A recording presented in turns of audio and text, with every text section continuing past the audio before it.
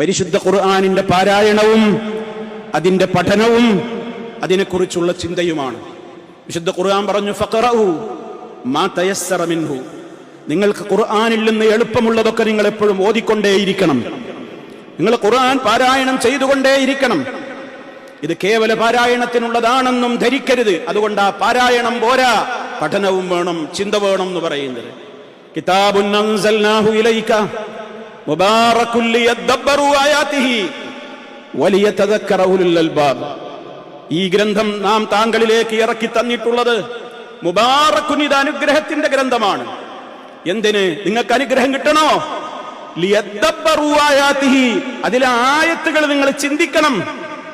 ലിയഖറഉ ആയാതിഹി എന്നല്ല, അതിലെ ആയത്ത് നിങ്ങൾ ഓതിയാ ബർക്കത്ത് കിട്ടുമെന്നല്ല. ലിയദ്ദബ്ബറു ആയാതിഹി, അതിലെ ആയത്തുകൾ നിങ്ങൾ ചിന്തിക്കണം. ആയത്ത് ചിന്തിക്കണം എന്നുണ്ടെങ്കിൽ കേവലം അക്ഷരം കൂട്ടി വായന മാത്രം പഠിച്ചാ പോരാ, തജ്വീദ് മാത്രം പഠിച്ചാ പോരാ. അർത്ഥം പഠിക്കണം, ആശയം പഠിക്കണം. സംവിധാനങ്ങളും ആപ്പുകളും ഇന്ന് ധാരാളമാണ് നമ്മുടെ മുമ്പിൽ. പക്ഷേ ഫഹൽ മിൻ മുദ്ദക്കിർ, ചിന്തിക്കാനും ഉപയോഗപ്പെടുത്താനും ഒക്കെ നിങ്ങൾ തയ്യാറുണ്ടോ? ഞാൻ തയ്യാറുണ്ടോ എന്നാണ് അള്ളാന്റെ ചോദ്യം.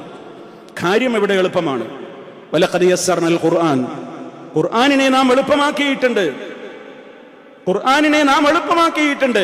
ലിദ്ദിക്രി, ചിന്തിക്കാനും പഠിക്കാനും ഒക്കെ. ഫഹൽ മിൻ മുദ്ദക്കിർ, തയ്യാറുണ്ടോ? ആ ചോദ്യം നമ്മളോടാണ്.